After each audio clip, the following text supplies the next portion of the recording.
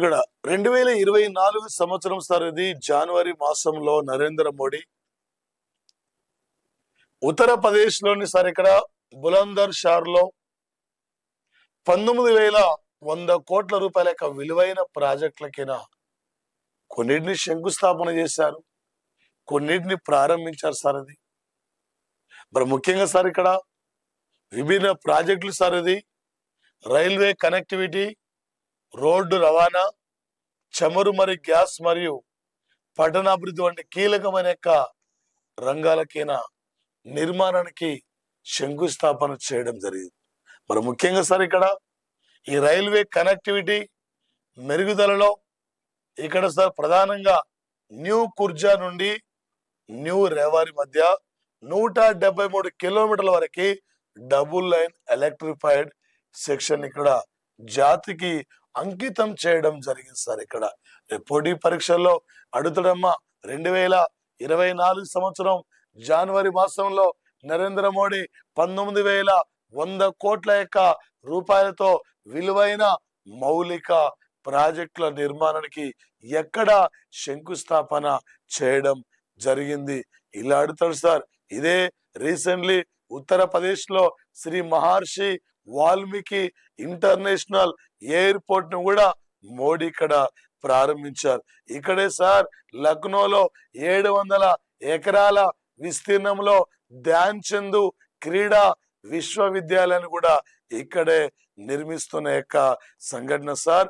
ఈ దేశంలో ఎస్సీ జనాభాలో ఫస్ట్ ఉంది, ఈ దేశంలో ముస్లిం జనాభాలో ఫస్ట్ ఉంది, ఈ దేశంలో అత్యధికమైన యొక్క ఒకే అసెంబ్లీ స్థానాలు కలిగిన యొక్క రాష్ట్రం కూడా యూపీ రాష్ట్రం సార్. ఇక్కడ ఒకే ఉత్తరప్రదేశ్. అదే విధంగా సార్ ప్రధానంగా ఈ దేశంలో సుమారు అత్యధికంగా లోక్సభ స్థానాలు కలిగిన రాష్ట్రం కూడా ఈ రాష్ట్రమే. ఈ దేశంలో అత్యధికంగా రాజ్యసభ ఎంపీలు సార్. ఇక్కడ రాజ్యసభ ఒకే ఎంపీలు కలిగిన యొక్క రాష్ట్రం కూడా ఈ రాష్ట్రమే. ఈ రాష్ట్రంలో మొత్తం 75 జిల్లాలు సార్. ఇక్కడ 75 జిల్లాలు ఉంటాయి. భారతదేశం పంచదార పాత్ర అని కూడా ఈ రాష్ట్రాన్ని పిలుస్తున్నారు సార్. ఉత్తరప్రదేశ్ యొక్క రాష్ట్రాన్ని ఇక్కడ ఓకే. మరి ముఖ్యంగా సార్ ఇక్కడ ఎన్ని అసెంబ్లీ స్థానాలండి? 403 అండి. ఇండియా దేంట్లో థర్డ్ ఉందండి? ఎయిడ్స్ లో దేంట్లో ఓకే 0 డిజైన్ బై కంట్రీ ఏదండి? ఏ దేశం అండి? ఇండియా. దేంట్లో పోతుందండి? Black money okay. 40 ఆర్టికల్ ఏం చెప్తుందండి? గ్రామ పంచాయతీ. 3 ఆర్టికల్ ఏం చెప్తుందండి? నూతన రాష్ట్రాల యొక్క ఏర్పాటు పైన ఓకే. యూపీ నుండి జిఎస్ పరంగా, జీకే పరంగా, లేటెస్ట్ కరెంట్ అఫైర్స్ పరంగా ఒక్క బిట్ కూడా మీది మిస్ కాదు. మీరు ఈసారి ఒక విజేతలుగా నిలబడగలగాలి. ఈసారి మీరు ఒక విజేతలుగా ఉండాలి యొక్క పోటీ పరీక్షల్లో ఓకే. ఇది కాంపిటేటివ్ సార్. డిగ్రీ ఒక సబ్జెక్ట్ ఫెయిల్ అయితే 6 నెలల్లో రాసుకొని పాస్ కావచ్చు. ఒకసారి ఒక నోటిఫికేషన్ చేయి దాటిపోతే ఇంకో నోటిఫికేషన్ వచ్చేంత వరకు చాలా వరకు సమయం పడుతుంది. ఈ నోటిఫికేషన్ లోనే నువ్వు ఒక విజేతగా ఉండాలి. ఈ నోటిఫికేషన్ లోనే నువ్వు ఒక విజేతగా ఇక్కడ నుండి తిరిగి వెళ్ళాలి. ఆ లెవెల్లో నీ ప్రిపరేషన్ ఇక్కడ ఉండాలి సార్ ఓకే. మరొక అంశం సార్ ఇది ఏంటి సార్? ఇక్కడ వెరీ ఇంపార్టెంట్ సార్. ఒక 2024 సంవత్సరం సార్. ఇక్కడ ఈ 2024 సంవత్సరం జనవరి మాసంలో ఒక జనవరి 29 నాడు సార్. ఇక్కడ జనవరి 29 నాడు సార్. ఇక్కడ ప్రధానంగా ఈ యొక్క రోహన్ బోపన్న అండి. ఈ రోహన్ బోపన్న మరొక ప్లేయర్ ఇక్కడ మథ్యూ హెబ్డే. ఈ మథ్యూ హెబ్డే సార్. ఇక్కడ మథ్యూ హెబ్డే ఇన్ ఆస్ట్రేలియా కంట్రీ. ఒక 2024 సంవత్సరానికి ఆస్ట్రేలియా టెన్నిస్ యొక్క డబుల్స్ విజేతలంటే ఈ Rohan Bopanna, Matthew Ebden sir, ఎబ్డే, వీళ్ళిద్దరు కలిసి మాయామి, ఈ మాయామి అనేక టెన్నిస్ టైటిల్స్ యొక్క విజేతలు కూడా వీళ్ళిద్దరు సార్. ఒక 2024 సంవత్సరానికి ఇప్పటి వరకు ఒక రోహన్ బోపన్న జోడి, రోహన్ బోపన్నతో పాటు మథ్యూ ఎబ్డే 2 టెన్నిస్ డబుల్స్ టైటిల్ సాధించారు. ఒకటి ఆస్ట్రేలియన్ టైటిల్, మరొకటి సార్ ఇక్కడ మాయామి టైటిల్. మరి ముఖ్యంగా సార్ ఇక్కడ రేపు పోటీ పరీక్షల్లో స్పోర్ట్స్ నుండి ఇక్కడ నుండి గ్యారంటీగా ఎగ్జామ్ లో అడుగుతాడు సార్. ఏమంటాడు సార్, 2024 సంవత్సరానికి ఆస్ట్రేలియా టెన్నిస్ డబుల్స్ యొక్క విజేతలు ఎవరని చెప్పి అడుగుతాడు. ఆ మూమెంట్ లో మన యొక్క రోహన్ బోపన్న, మథ్యూ హెబ్డే ఈ 2024కి ఇప్పటి వరకు ఇద్దరికి ఏ టైటిల్స్ వచ్చినాయి ఇలా అడుగుతాడు సార్. ఇయర్ స్టార్టింగ్ లో జరుగుతున్న టెన్నిస్ అంటే ఏ టెన్నిస్ సార్ అంటే ఇది ఇయర్ స్టార్టింగ్ లో జరుగుతున్న టెన్నిస్ అంటే ఇది ఆస్ట్రేలియా టెన్నిస్ యొక్క టోర్నమెంట్ సార్. తర్వాత జరిగేది ఫ్రెంచ్ ఇక్కడ ఓపెన్ సార్. తర్వాత జరిగేది వింబుల్డన్ ఇక్కడ వింబుల్డన్ యొక్క టెన్నిస్ సార్. తర్వాత జరిగేది అమెరికా టెన్నిస్ యొక్క టోర్నమెంట్ సార్. ఈ 4 టైటిల్స్ ని ఇక్కడ గ్రాండ్ స్లామ్ టైటిల్స్ అని కూడా పిలుస్తుంటారు సార్. ఓకే, జనవరి ఫిబ్రవరిలో జరిగేది ఆస్ట్రేలియా, ఓకే, ఏప్రిల్ మేలో జరిగేది ఫ్రెంచ్, జూలై ఆగస్ట్ లో జరిగేది వింబుల్డన్, అమెరికా సెప్టెంబర్ అక్టోబర్ జరుగుద్ది.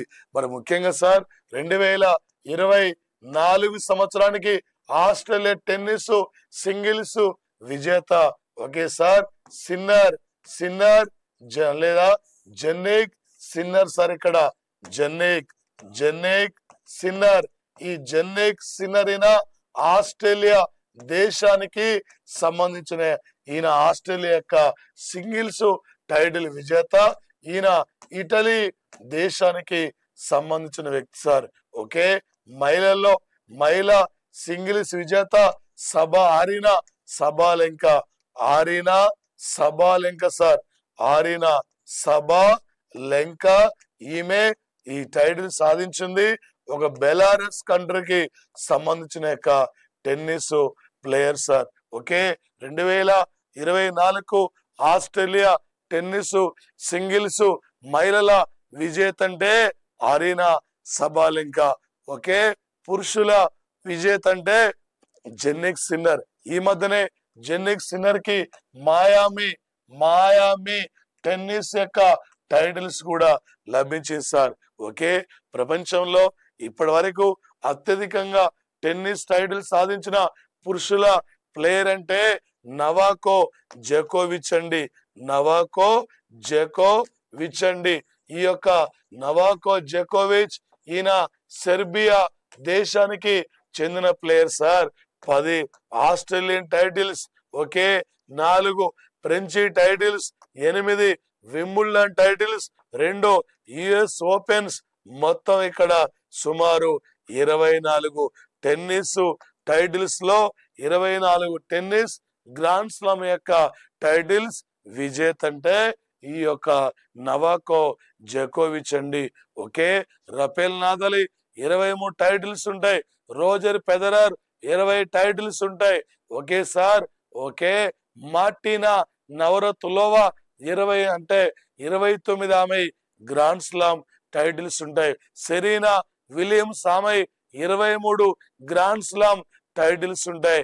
టెన్నిస్ అనగానే బిట్టు బయటికి వెళ్ళొద్దు, బిట్టు కన్ఫ్యూజ్ కాదు. మీకు రేపు గ్యారంటీగా ఎగ్జామ్ లో అడగబోతున్న యొక్క అంశం సార్. 2024 సంవత్సరానికి టెన్నిస్ ఇక్కడ పురుషుల సింగిల్స్ యొక్క విజేత ఎవరు, మహిళల యొక్క సింగిల్స్ విజేత ఎవరు, రేపు తప్పకుండా అడగబోతున్న బిట్టు. ఆస్ట్రేలియా టెన్నిస్ యొక్క పురుషుల సింగిల్స్ విజేతలు రోహన్ బోపన్నతో పాటు ఏ ప్లేయర్ అని చెప్పి ఈ టైపులో అడిగే అవకాశం ఉంటది. కొన్ని సందర్భంలో వరుస క్రమంలో జరుగుతున్న యొక్క టెన్నిస్ యొక్క టోర్నమెంట్లను గుర్తించమని చెప్పి అడుగుతాడు. ఓకే, ఆస్ట్రేలియా ఇది మెల్బోర్న్ లో నిర్వహిస్తారండి. ఫ్రెంచ్ ఇది ప్యారిస్ లో క్లే కోర్టులో క్లే ఏందండి క్లే కోర్టులో నిర్వహిస్తారు. వింబుల్డన్ లండన్ లో గ్రాస్ కోర్ట్ లో నిర్వహిస్తారు. సార్ మేడమ్స్ క్లాస్ వింటున్న ప్రతి ఒక్కరూ జాగ్రత్తగా వినండి సార్. ఈ క్లాస్ మీకు టోటల్ ఎనపండి అక్కడ గ్యారంటీ రేపు జాబ్ ఉండాలంతే. జాబ్ లో ఉండాలి, మీరందరూ ఒక ఆఫీసర్లు ఉండాలి. మన అమ్మా నాన్న కళ్ళల్లో ఆనందం చూడాలి. నీ పల్లె నీ కోసం వెయిట్ చేస్తుంది. ఈసారి నా పల్లెకు ఎన్ని జాబులు రాబోతున్నాయి. నోటింగ్ రిజల్ట్ వచ్చిందంటే అరే మన ఊరు నుండి ఎన్ని జాబులు వచ్చింది చెప్తున్నారు.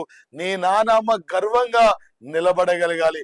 నువ్వేందో నిరూపించుకునే రోజు కూడా రాబోతుంది. ఆ రోజు కోసమే నీ కుటుంబం వెయిట్ చేస్తుంది. అందుకే జాగ్రత్తగా వినండి సార్. క్లాస్ ఎక్కడ చదవండి సార్, హార్డ్ వర్క్ చేయండి సార్. ఓకే, మరి వింబుల్డన్ ఈ టోర్నమెంట్ ను లండన్ లో గ్రాస్ కోర్ట్ లో నిర్వహిస్తారు. అమెరికా న్యూయార్క్ లో హార్డ్ కోర్టులో నిర్వహిస్తారు అమెరికా టెన్నిస్ ను. ఓకే సార్, ఈ మధ్యనే సార్ ఒక 2024 సంవత్సరం సార్ ఇక్కడ జనవరి మాసంలో ఒక చంద్ర మండలం మీద విజయవంతంగా ల్యాండ్ అయినాక 5వ దేశం అంటే జపాన్ సార్. ఇక్కడ జపాన్ యొక్క ల్యాండర్ పేరు సార్, జపాన్ ల్యాండర్ పేరు ఇక్కడ సార్. ఇక్కడ ఏం పేరు సార్ అంటే దాని పేరు ఇక్కడ స్లిమ్ సార్. ఇక్కడ ఓకే స్లిమ్, జపాన్ యొక్క ల్యాండర్ పేరు ఏందండి స్లిమ్ అంటే smart lander smart lander for investigating moon sir. ఇక్కడ ఇప్పటికీ చంద్ర సార్ ప్రపంచంలో చంద్ర మండలం మీద ఏదైనా విజయం సాధించిన తొలి కంట్రీ అంటే అమెరికా అయితే, అంతరిక్షంలో ఏదైనా విజయం సాధించిన తొలి దేశం అంటే అది రష్యా కంట్రీ సార్. 1969 జూలై 20 నాడు అపోలో 2 నౌక ద్వారా చంద్ర మండలం మీద అడుగుపెట్టిన బృందం అంటే నీల్ ఆర్మ్స్ట్రాంగ్ బృందం. Neel Armstrong, Edwin Aldrin, Michael Kramer, Edwin Aldrin, Neel Armstrong ఈ ముగ్గురు అడుగు పెట్టారు సార్ ఇక్కడ. ఓకే, మరి ముఖ్యంగా సార్ చంద్రమండలం మీదకి ఇప్పటి వరకు ఉపగ్రహ ల్యాండర్స్ ను పంపుకునే దేశాలంటే ఫస్ట్ అమెరికా, తర్వాత ఓకే రష్యా, తర్వాత చైనా, 4వ దేశం అంటే ఇండియా. కానీ ఒక సౌత్ పోల్ లో ల్యాండ్ అయిన తొలి దేశం కూడా భారతదేశమే. ఓకే సార్ 2008లో చంద్రయాన్ 1 సార్. ఇక్కడ చంద్రయాన్ 1, ఈ చంద్రయాన్ 1 ల్యాండ్ అయిన ప్రాంతానికి మనం ఏ పేరు పెట్టాం సార్? నెహ్రూ స్థల్ అనే పేరు పెట్టారు సార్, నెహ్రూ స్థల్. ఓకే 2019లో చంద్రయాన్ 2 అండి, చంద్రయాన్ 2 ల్యాండ్ అయిన ప్రాంతానికి మనం మోడీ తీరంగం అనే పేరు పెట్టారండి. 2020 ఓకే సార్ 3లో చంద్రయాన్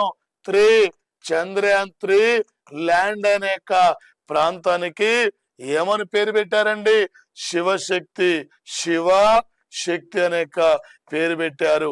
ఈ మధ్యనే ఈ శివశక్తి పాయింట్ ని కూడా అంతర్జాతీయ ఖగోళ సంస్థ ఆమోదించిన సంఘటన సార్ ఈ యొక్క పాయింట్ ను.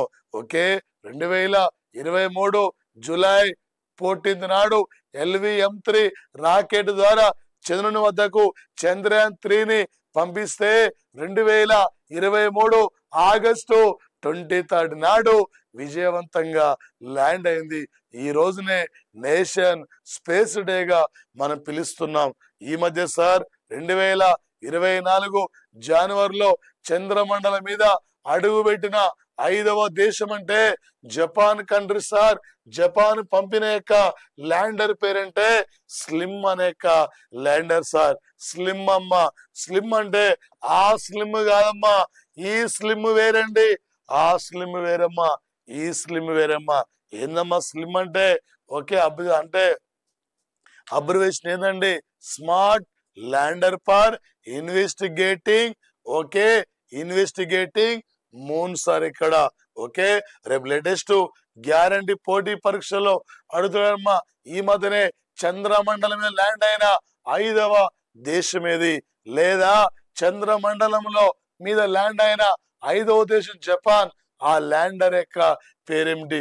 రేపు చంద్రమండలం గురించి ఏ టైప్ లో ఏ లెవెల్లో అడిగినా కూడా మీరు ఈజీగా క్యాచ్ చేయాలండి. ఓకే, మరొక